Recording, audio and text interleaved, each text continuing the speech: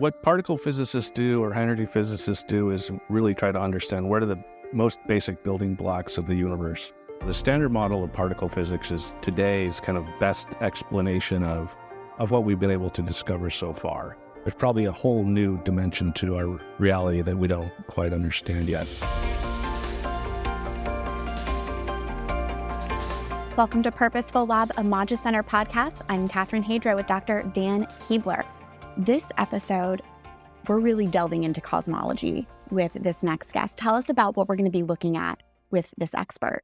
So this season, we're trying to do a little bit deeper dive on cosmology. And so we've had Dr. Stephen Barr on already to talk about this. But here with Dr. Aaron Dominguez, he's a particle physicist, and we're going to look at sort of the fundamental building blocks of our universe and how these are ordered and how scientists study those and what that order sort of reveals. Excellent. Well, let's get to it. Here's our interview with Dr. Aaron Dominguez.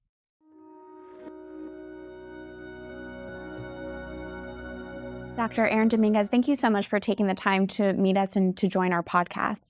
Oh, thank you, Catherine. It's really great to be here with you and Dan. It's great to have you. You are the provost of the Catholic University of America here in Washington, D.C., and you are a professional particle physicist who is a member of the National Science Board. How does a particle physicist become provost of Catholic University? Okay, that's well, right now I feel like an amateur physicist and no longer a professional physicist.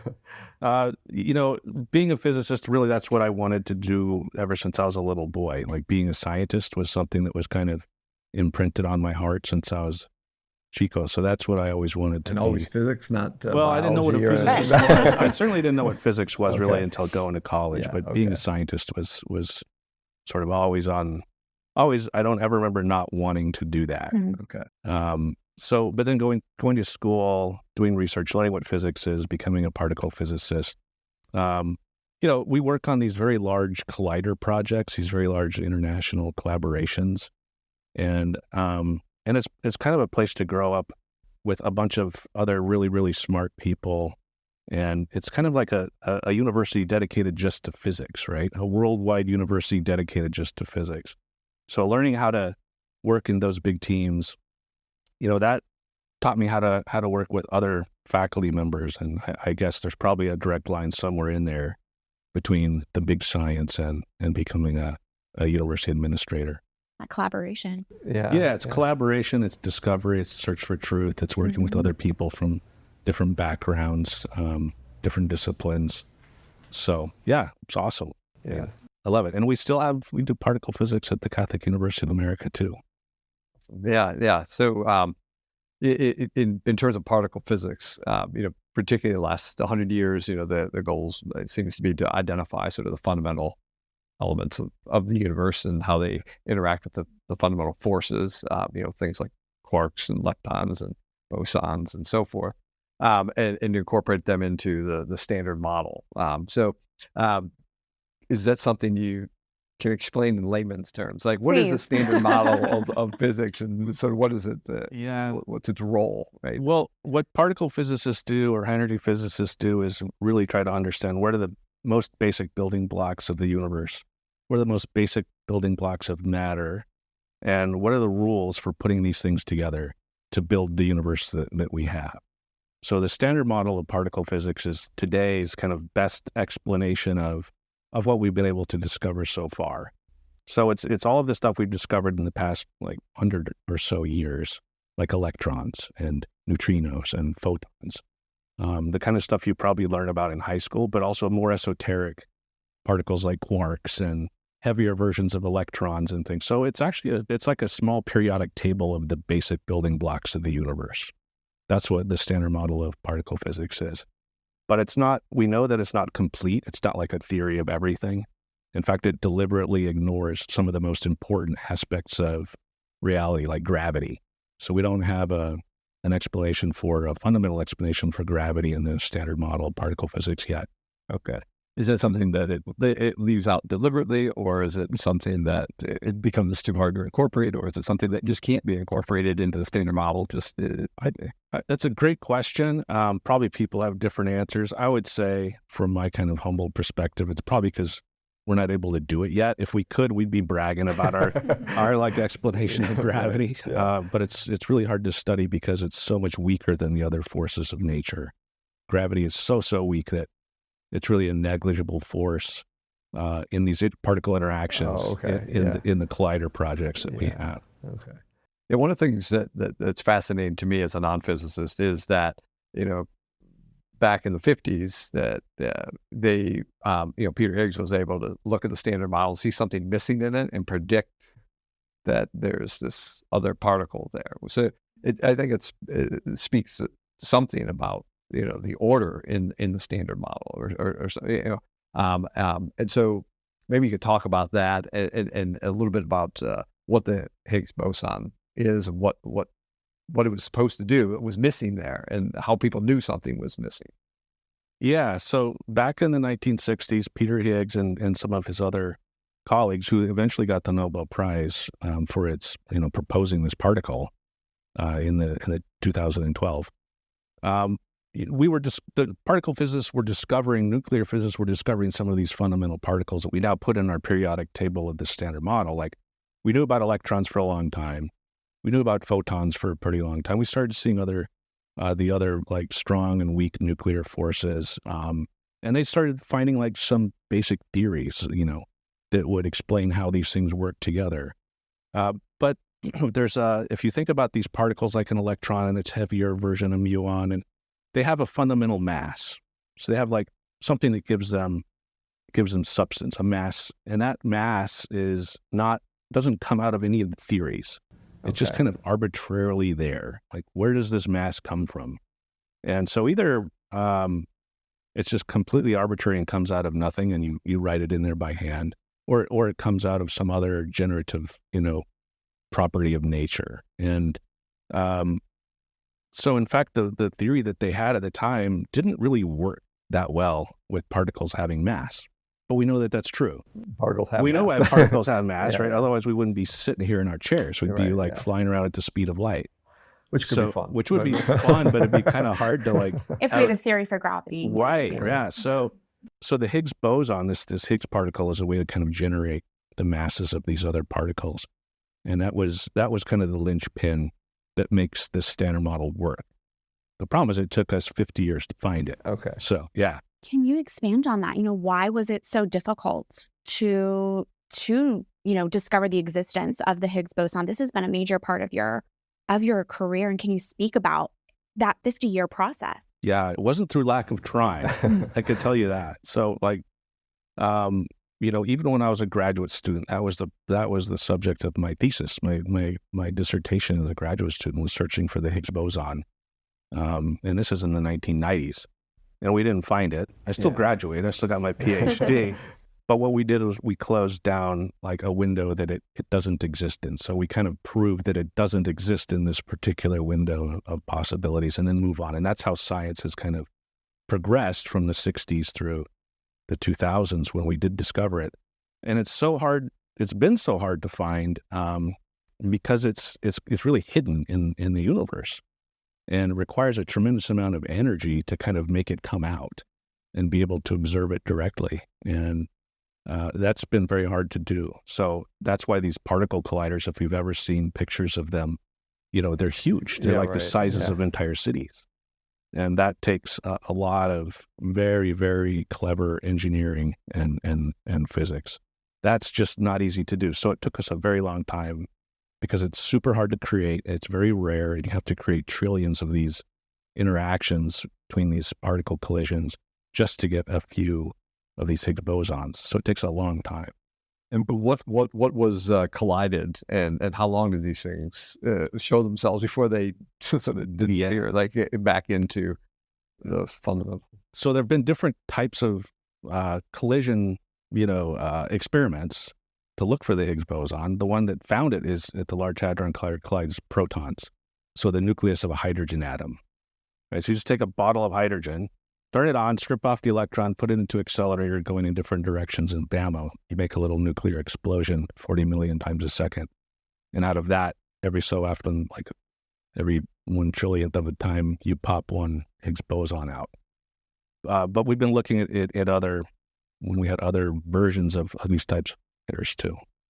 Even on a personal note, what was it like to be a part of that massive, large-scale physics team? It's pretty hard to describe, except like imagine yourself on the set of some science fiction movie, right? Or being in some space station orbiting Jupiter, but it's real, right? You're down 150 meters underground in this cavern, the size of a basilica with this giant particle detector in there, kind of all sandwiched together with millions of different cables, and people from all over the world speaking like every language, all working together, and on this common project that's bigger than any one person. Yeah. Well, and for someone who grew up wanting to be a scientist, I can't even imagine what that was like for you, too.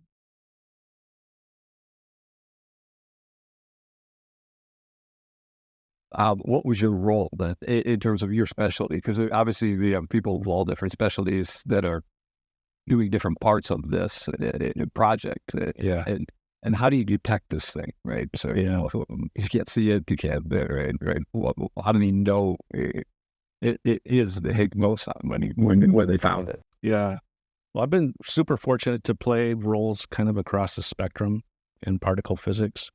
Most recently, maybe in the past decade or so, been my group and me and my colleagues have become pretty good at making particle detectors that are sensitive to particles that come from this nuclear explosion that have a charge. So like an electron or a proton, something with a charge.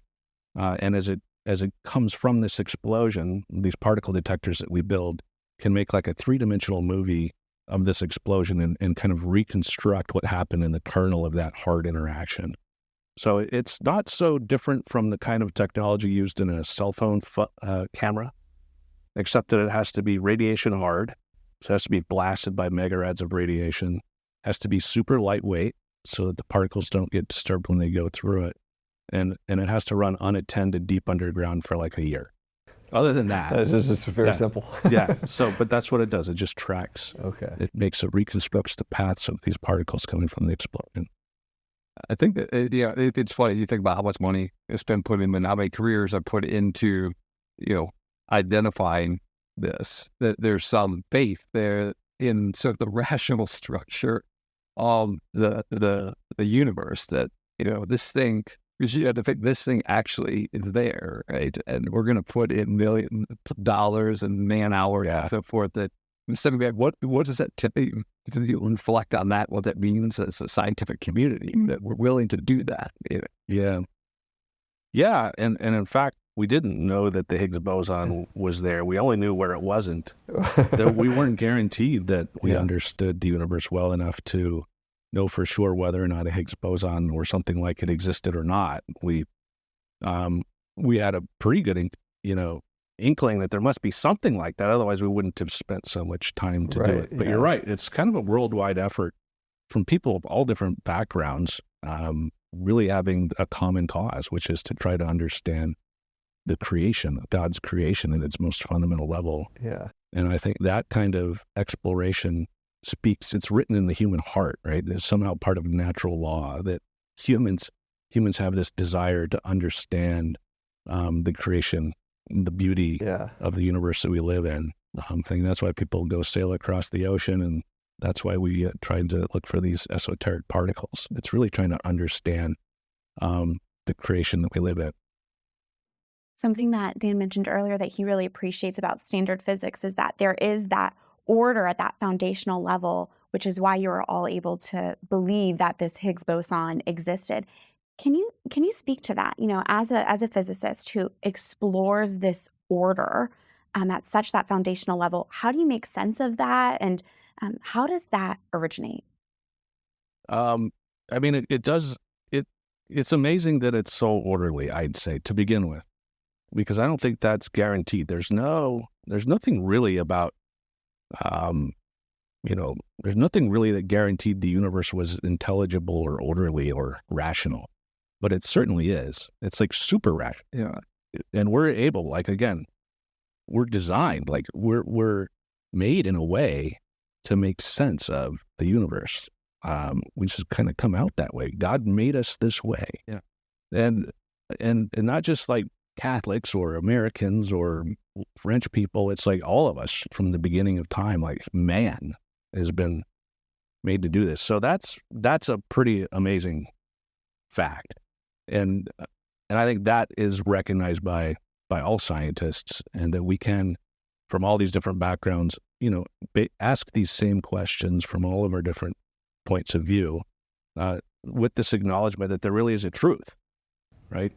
There's an actual truth. There's an actual truth in order to the universe, and it's not just a matter of feeling or emotion or perspective or whatever. The facts actually lead to a truth. These predictions, the mathematical predictions of particle physics, seem to be borne out every time. Yeah, you have there's some. We have the ability to model this, and it actually seems to correspond to reality, right? Yeah. I mean, that's a kind of a corollary to the whole thing, is that mathematics, which really, if you think about what is mathematics, it's kind of this purely abstract internal like notion that comes out of your own brain. That mathematics actually describes the way the universe works is, again, just amazing. Like, it didn't have to be that way. It could have just been utter chaos, right? The universe could just have been utter chaos, but in fact, it's describable by mathematics. So in some sense, God is like a mathematician. Like he actually like the greatest mathematician. Yeah, he's like the greatest mathematician in a sense, and we little human beings are able to understand that. And that hits on exactly what we explore, here at the podcast at Purposeful Lab. An overarching interest of ours is understanding our place in the universe and looking at the long chain of events and nature, from physics to chemistry to biology. So just kind of digging even deeper on this topic and your experience in examining these building blocks of the universe, truly, what does that offer about? And this is a big question, but from your perspective, what does that offer on the understanding of the meaning of human life? Yeah, so we do try to answer a small set of questions, although they're not easy to do. It takes a lifetime to actually answer some of these things. But they're pretty simple. Like, what is this bottle made out of? Like, at its most fundamental level, and we've got a pretty good description of that. But what does that tell me about life, right? Not a whole lot. It just tells me kind of what this is made of. But when you start looking at really how the whole universe is put together from its inception, not only is this bottle made of quarks and leptons and gluons and electrons, but it's here because of the way the entire universe came into existence and works. Like the whole thing, which came out of nothing. So our particle physics has helped us understand that the universe was created out of nothing. Like it wasn't like an empty space with a pile of stuff that accidentally blew up for no reason. There was literally nothing. There was like no space or time. And the whole universe came into existence about 13.8 billion years ago, out of nothing, in a way designed with the kind of physics that we can study for us to be here and have this discussion. Yeah. And it's so mind-boggling. And it's also so true that, like, what does that tell us? How is it that happened and we're here having this discussion? We have families, we have people that we love, we have lives, we have beauty. That how is that possible? Unless there's a loving creator, the super, super powerful loving creator that made the whole universe in a way for this to take place. Yeah. In a very beautiful way. Very much so. Like that's just, I don't know how you can not see that and not just have your brain blow up. Yeah. As a biologist, I'd say you look back and say, okay, well, what makes us biologically alive? And so when you look at the order in the chemistry that biology takes advantage of, it takes advantage of certain things in the chemistry to produce living organisms, right? And that order flows there. And then why is the chemistry the way it is? And you're like, well, it's because you have these certain atoms and these certain combinations, and then these, and so why do you have those? And you go back to the physics of why is there mostly hydrogen and why is there less, lead or whatever in the universe? And you can sort of see based on the physics and the order of the physics, dictates these are the more stable ones, they're more abundant, and then you go back. What dictates to physics? And you reach a point where it seems like you're at the level, this is the fundamental fabric of why of reality, right? And then it's why is that? Is your answer? It didn't have to be that way, right? It's a gift to creation, right? But all of these other things are dependent on what you're studying, right? There is no frog. There are no frogs if there aren't stable, subatomic particles, right? So it's all true, and that's what physics and science can answer is like, how does the world work? But what it can answer is like, why? Why is it this way? That's not even a scientific question, really, when you think about what it's asking, and that's an obviously important and profound question that any person with a beating heart would want to know the answer to, and that's where you see God's beauty exposed, I'd say. Yeah. So you hinted at this when you mentioned the standard model about it doesn't incorporate gravity. But what are the other things like for a young physicist? Like, okay, they found the Higgs boson, so the standard model is what's left to do? To examine it. Yeah. Sometimes you'll hear people say, "Oh yeah, science has figured it all out." Right.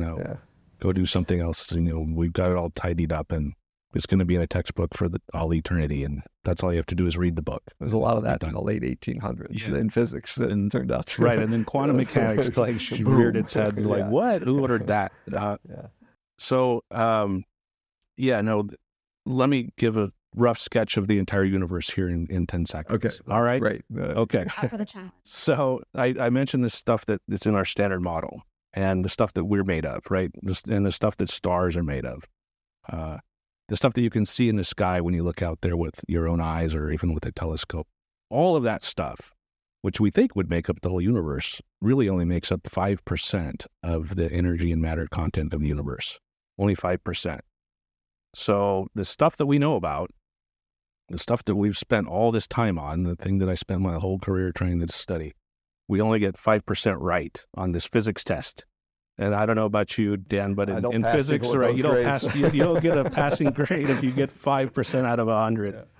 So there's really a huge amount of ignorance about what the universe is made of. And right now, we give up these kind of funny esoteric names like dark matter or dark energy.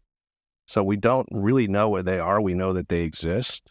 And the reason we know they exist, you get into, So we know that dark matter exists or something like it for quite some time now by looking at the rotational speeds of galaxies was probably the first inkling that there was something called dark matter out there. Some kind of invisible matter, really. It's not dark like a dark black cloud. It's invisible. It's just everything goes right through it, including light, without interacting, but it interacts gravitationally and causes galaxies to spin too fast, according to our understanding of gravity.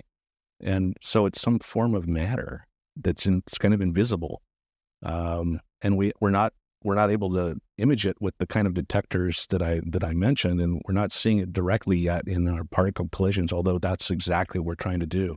But we know it's literally trying to do it. Because it has a gravitational effect, so it has to be we think so. We think that it's some new form of matter, like the standard model. Imagine this mini periodic table. It's missing like some dark matter particles, but in order for that to happen, there's probably a whole new dimension to our reality that we don't quite understand yet. The fact that there is so much more to explore and research and understand and examine, 95%, is that exciting for you? Is that daunting for you? I mean, what do you make of that?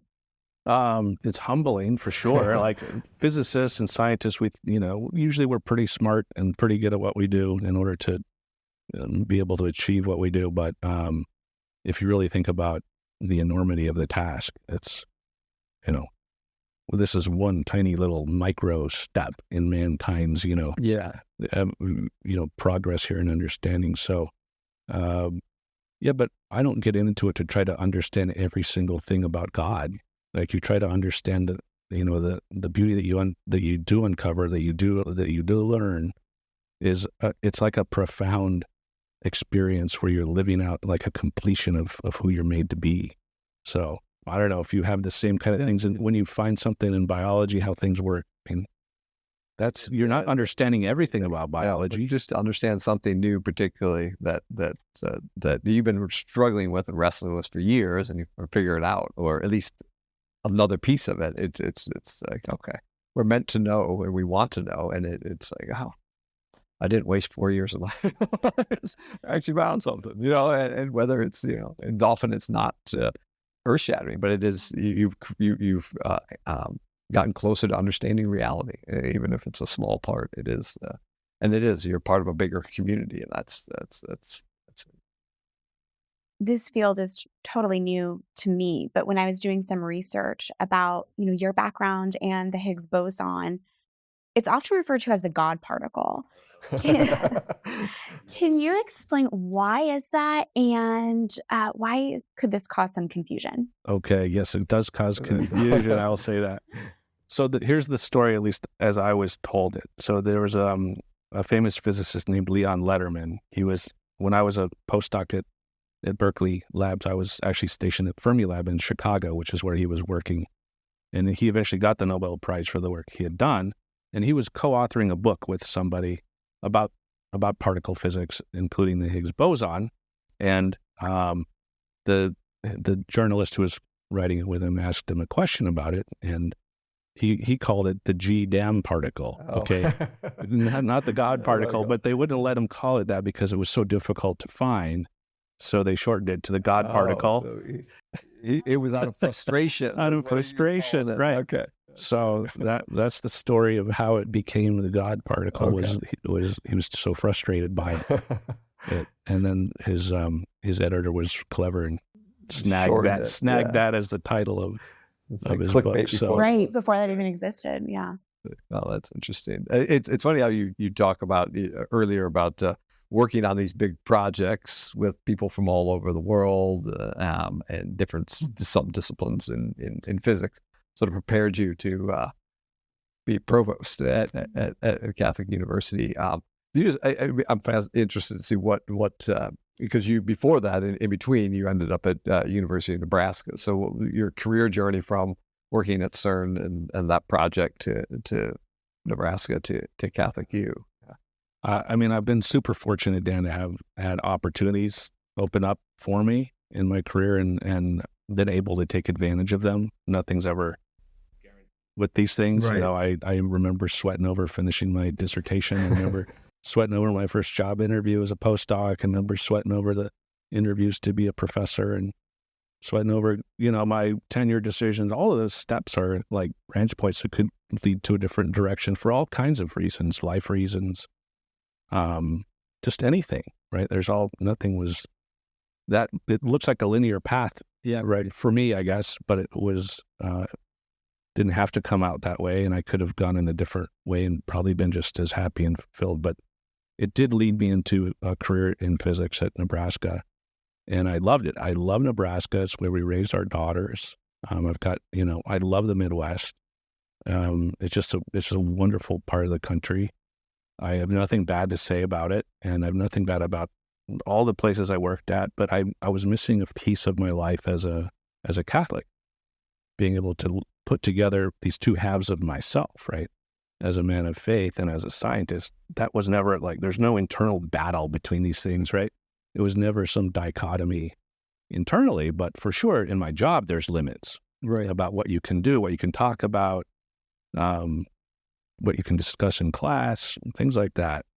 But a Catholic research university like Catholic University of America is an opportunity where you can more naturally reconnect something that should not have been disconnected in the beginning, which is this exploration for truth from both faith and reason. And that was being able to, conceive of a job where I get paid to do that. Yeah. Was just like, all right, I'll give that a shot. And I got interviewed for the job to be the Dean of Arts and Sciences at Catholic U. And that's how I ended up becoming provost after that, accidentally. But it was an opportunity to kind of connect my lives together. Well, on that point, and that's such a gift, that you are able to integrate your faith and your scientific expertise together. I imagine because standard physics explains so much, when it comes to the forces of the universe, there might be people who remove God from the situation if they see all that can be explained from physics. What's your response to people who remove God and feel that he's not needed in this equation? Yeah. Well, I mean, if you just think about what science does and what it's for, there just are a whole host of questions that it just is not set up to answer. I mean, that's just not what science is for. Science is a great way that we've developed to understand the natural world in a particular way, but it doesn't answer some of the most obvious things, which are actual, like, observable facts, like love. Love is an objective fact, truth, right? We all experience love. We do. But science has got nothing to say about that thing, which is true, which exists. I mean, it's got nothing. It's got nothing. I mean, maybe somebody says, "Oh, it's just evolution. It's some chemical thing." That's like the lamest explanation I've ever. This part of the brain and that part of the brain, but the actual experience that you have, that we all have, that we can share and talk about, it goes beyond. So there's a whole host of questions like that science is not set up for, and that's fine. I mean, that's how it's supposed to be. So if you were to, like, delete the whole one half of the universe and all you had was just the natural world, okay, then maybe science is all there is, but it's just obviously not true. There's that. And then again, if you just go back to the beauty and profound beauty of the universe and natural world and why it is the way it is, again, science doesn't really explain why that is. There's a great book, I can't remember the author, The Evidential Power of Beauty. I can't remember the author, but it sort of makes that claim that the beauty in the universe, like, there's why, because that raises a question in most humans, like, why does it have to be so beautiful? Even for me, I miss the math. I'm sure the math is beautiful in the standard. The great equation. I see beauty elsewhere in the cell. People, I look at the order of the cell, but you're looking at the natural world, the beauty there that we all experience. Like, there's something that goes beyond.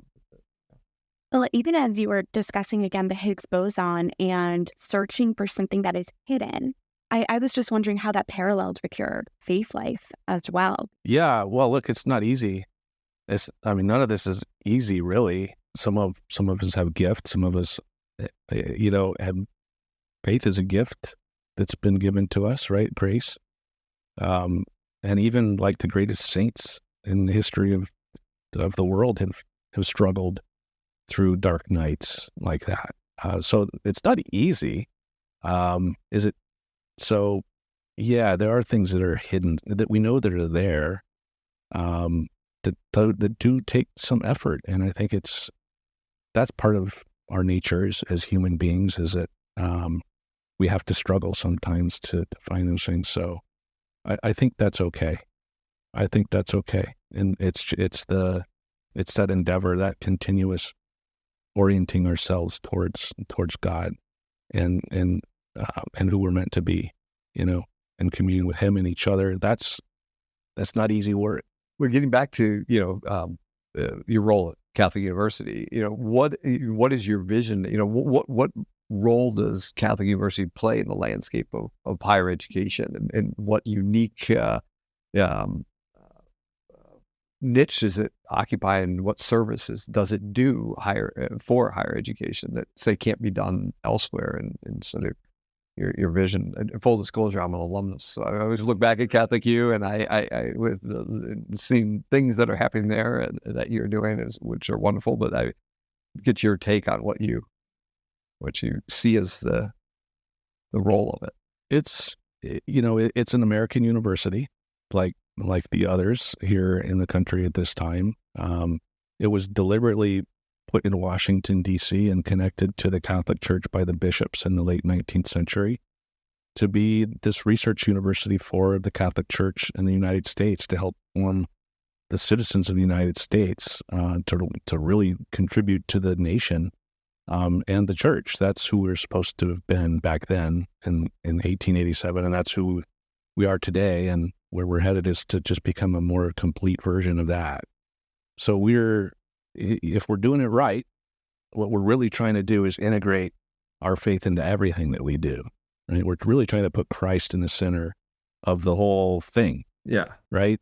In our baseball team, in the cafeteria, in the dormitories, in our physics class, in biology and philosophy and theology, always asking, where's Christ, and how does that inform the way we do stuff? That's the design plan for Catholic University of America, but we're doing the highest level research just like these other non-Catholic or secular schools, but with this integration. What does that look like in practice, specifically when it comes to the field of science at Catholic University? What does that look like for students and faculty? Yeah, it's, in like particle physics, the kind of particle physics we do looks a whole lot like the kind of particle physics you would do at another. You don't have your own standard research. model. We don't have our own private standard, approved standard model. Right. No, it's like that's just we're studying the same reality. But again, we approach it from this lens of faith. And you see this becoming more important in some of the other disciplines, like in biology, where, especially when it involves human life and our understanding of what a human being is, our understanding of that from our Catholic faith, that definitely changes the way we would do research, right? There's some things that we would never do because of the way that it would impact the dignity of life. That's different. That's something that we certainly changes the way that we do stuff at Catholic U in the sciences. That's an example. Yeah, we were talking before we came on camera about how it's unusual. We got a provost who's a physicist, a president who's an engineer. Like you have sort of scientists leading Catholic U, which I love. But yeah. But do you have any sort of projects in science and faith, the things that in that nature that you see as a vision of where the university is going, or new things in that? Yes. realm? So we have before the pandemic kind of changed priorities for a brief 3 years at universities. We were constituting an institute for faith and science at Catholic University. We have a lot of talented people already there working on various types of issues, and the notion is to bring them together to have these types of interdisciplinary discussions. So we have the people. We're trying to reboot this idea of an institute. We have lots of friends like Professor over here and all of his friends in the Society of Catholic Scientists around the world. And the notion is to build this up into a serious research, interdisciplinary research center with funded graduate students, visiting professors, endowed faculty positions, all exploring this kind of intersection between faith and science at Catholic University. Yeah, that'd be wonderful. That's wonderful. And I'm sure you'd be excited about that. Definitely. Yeah. I'm curious, you have such this impressive career. Have you ever received pushback when it comes to your faith and various professional opportunities?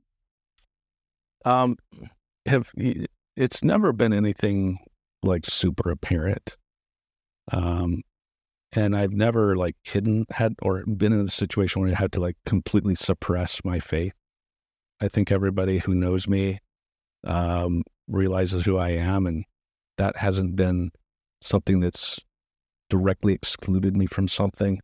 But for sure, around these life issues, there were some lines which I was not willing to cross as an administrator that did cause problems. And in fact, there was a bit of a crisis. That is what led me to come to Catholic University of America. So sometimes God puts these types of things in front of us that feel like a crisis or a challenge, when in fact he's asking you to go do his work. And so the answer is both no and yes, and also it changed my life. So all of those things. Has it been on a positive side? Has it fueled your scientific discovery or insights in some way? Being a Catholic, has it affected your practice of science in a positive way? I'd say absolutely so. Again, it's because the more I learn about how it all works, the more beauty I see, the more I see the fingerprints of God, and that strengthens my faith as a Christian. So being a scientist strengthens my faith as a Christian and vice versa. So that's awesome. Right? Yeah, no, Wouldn't you love to have a job where that's they true? integrate. Yeah. They're totally being integrated personally. They're not separate. They feed on each And other. I'm not just like some complete weirdo on my own. There's a bunch of I've got a bunch of friends There's who a are whole all doing the society. same thing. Maybe just as weird, but they're just thousands in the thousands Society of of us. Catholic Scientists. Yeah. So yeah, I mean, we're surrounded by people of like mind. that's great. Absolutely. Well, as we begin to just wrap up this conversation and we're examining how you have this just really special insight into the building blocks of the universe. Any final thoughts as we ponder this question as to whether there is purpose in the universe? Oh boy, just small questions to wrap it up, like the meaning of the universe. 15 seconds. I'm going to say. Yeah, look, I think it is pretty clear that from all of the evidence, just cold facts, that the universe was created by a loving creator who, the whole thing is put together in a way for us to be here. And it's inscribed into our very being that we are meant to, with our minds and our hearts and our souls, know and understand God and be in communion with Him and each other as people. Like, those are just facts, and they're beautiful facts. It's not like tough luck facts, like, that's kind of rotten the way it turned out. It's like the most beautiful thing ever, and that's true. So, doesn't mean it's going to be easy, but those are the true facts of how it all works. That's a great thought to end on, and been a pleasure having you here. Likewise, this is a lot of fun. Thank you for having me on. It's an honor. Thank you. Well, I am so grateful for Dr. Dominguez's time and just his lived witness of being this Catholic scientist. I think he embodies the integration of science and faith. You can pick that up just from talking to him, the energy that he had. Often that's even more important than arguments and showing how, the order demonstrates this. And that is just, people can look at someone that lives this sort of integrated life and say, oh, there's something there that they want to explore. They want, I want to have that sort of integrated life. And that you can see how his faith actually spurs his scientific research, right? I think the community that he talked about in terms of having, a community of people that do this, not only scientifically, but also Catholic scientists, the Society of Catholic Scientists, that community where you sort of help build each other up. I think at one point he even said, "My faith makes me a better scientist." So again, really incredible witness, and the fact that he's really helping to cultivate this integration for future Catholic scientists as well. I mean, I'm curious as to your reaction as someone who also works in higher education, the importance of that. His goal is to try to make this the best science possible at Catholic University. So it's world-class science done in an environment where your faith doesn't have to be put up on a shelf, and that integration, we call for excellence and integration at once, which is, I think, his vision for science at Catholic University, for example. I was surprised to learn, again, as he's this prominent in the fields of physics, that we only, really know about 5% of what is out there. That was striking. Yeah, no, that I think speaks to, it's not just physics. I think you can find that in just about every field. I know certainly in biology, there's all the really big questions are still open and out there. There's so much that we don't know, and once you find one thing, you realize, okay, well, now that opens up a whole new set of questions, and a whole new vistas that you hadn't even thought of before. And I think science is, engaging the mystery of creation, that the deeper you penetrate the mystery, the more you realize how big it is. I think, which that's what I found in my experience with science. And we've talked about this over and over on the podcast about the humility you have to have in front of this order that he talks about, right? The order at the foundational level. And he really has a close-up view of that when it comes to the field of physics, that doing physics, and you said this yourself, presupposes that there is an order. Right. You can't do physics unless you think that there is something that's ordered in a pattern there for you to extract or discover, right? And without that, you said, could have just been chaos, right? But it actually is ordered, and it's not only is it ordered, but our intellect is such that we can perceive that order, right? And that is a great mystery in a sense. And he mentioned, where does the source of that order come from? These are those deep metaphysical questions that he said, that science can't answer. Why is there this universe? Why is there a universe at all? And why is it this specific universe, one that's got this order and has Higgs bosons and Higgs fields and all of the things that particle physicists have uncovered? Why is it a universe that has, planets that form in the way, they do? Why is it a universe that's capable of evolving cosmically and biologically? All these bigger meta questions that are, like you said, are natural to us as humans to ask, but science isn't going to answer it. In fact, science, though, does point that there's these bigger questions out there, and to ignore them or to say, I don't really care why the universe exists. It just is, I think it cuts off one of the most important aspects of human curiosity.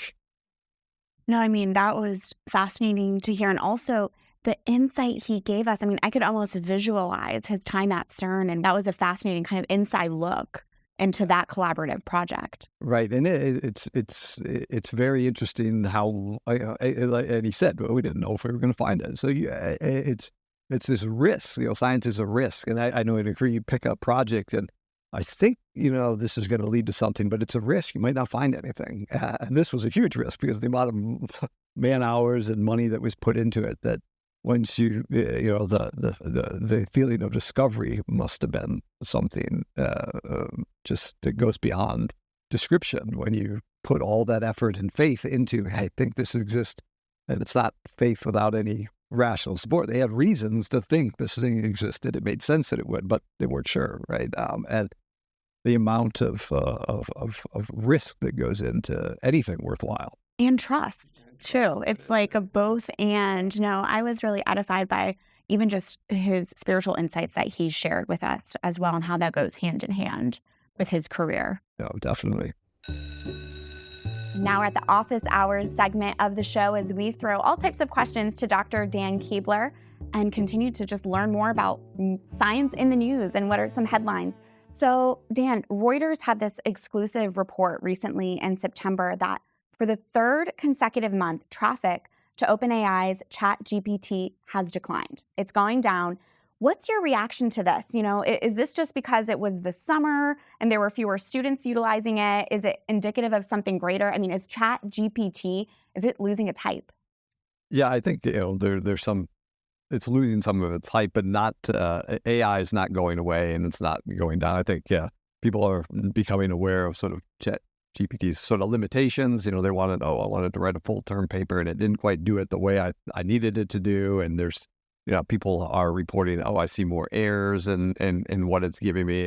And part of it is, I think there's some competition out there. People are trying other systems. And I know a lot of people were just on it for a few weeks trying to figure out what it could do and didn't really have any use for it and step back. But I think what's happening and what's going to happen is there's going to be, a splintering of AI systems that are geared towards, academics and biology, or one that's geared towards marketing, and you'll see these different, more tailored AI rather than a general AI, because it's much more difficult to get the general to answer every single question, because now there's more stuff out on the internet that's made up by AI, and the AI is scouring the internet to learn. So you have this sort of vicious cycle where AI is sort of training on what it just produced, So I think there's going to be more curation and more sort of focused AI that will be developed. That makes sense. And it's learning from us too, isn't it? It's learning from its own errors probably and what we're inputting into it.